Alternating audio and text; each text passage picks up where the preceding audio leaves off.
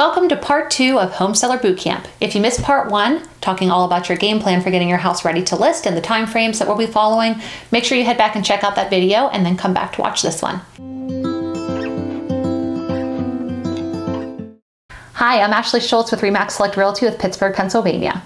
This topic isn't everyone's favorite whenever it comes time to selling your home, but cleaning and pre-packing are huge parts of the listing process and making sure that your house looks its best. In fact, cleaning and pre-packing can actually affect how much your home ends up selling for at the end of the day. So again, not the most fun, but really important.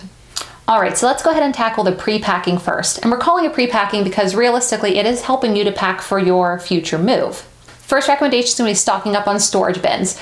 Take half of everything that is in your closets currently and pack it away. If it's seasonal items of clothing that you're not wearing right now, or back stock of toiletries and stuff like that that you don't really necessarily need on a daily basis, go ahead and pack that away for yourself already.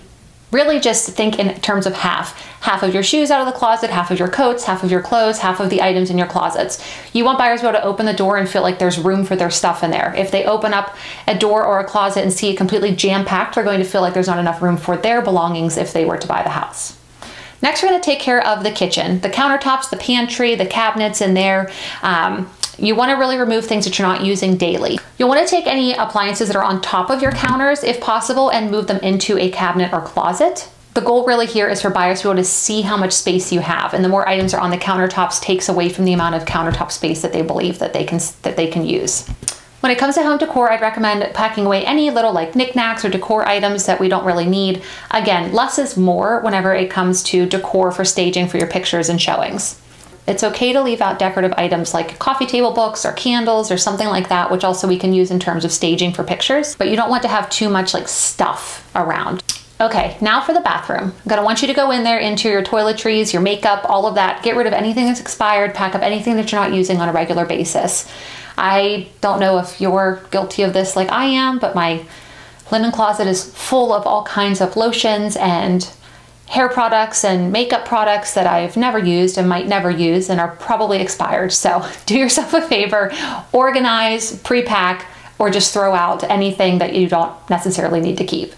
Next is going to be keeping those pre-packed items organized. So one of my tips for my clients when they're moving is to actually use a color coding system. So use different colors in a color code for, say, yellows for the kitchen, blues for the bathroom, or whatever color makes sense for you.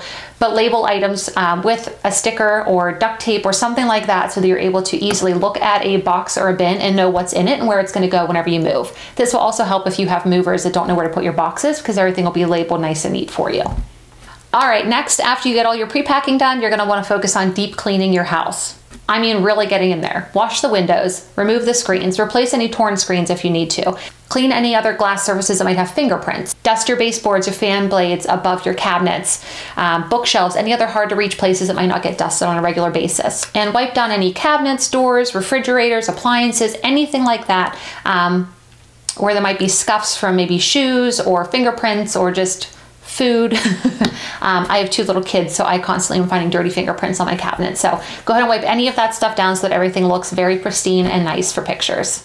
It also isn't a bad idea at this point to maybe invest in a cleaning service. You can have somebody come in for a relatively decent price and do a really thorough deep clean of your house for you if you just don't have the time or maybe just don't want to.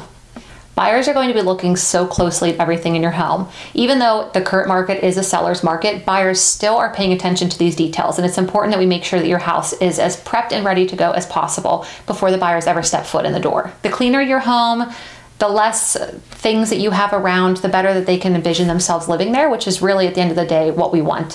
Thank you for watching Home Seller Bootcamp Part 2. If you missed Part 1, make sure you go back and check that out. Also, Parts 3 through 5 have a lot of other helpful information that I wouldn't miss. Don't forget to like and subscribe to my channel. Also feel free to share with anybody else who might find the information helpful. You can also check out my website, which I'll link below, that has access to a free Home Seller Bootcamp download that walks you through all of these steps as well that I'm covering in these videos. Thank you so much for watching, and I will see you next time.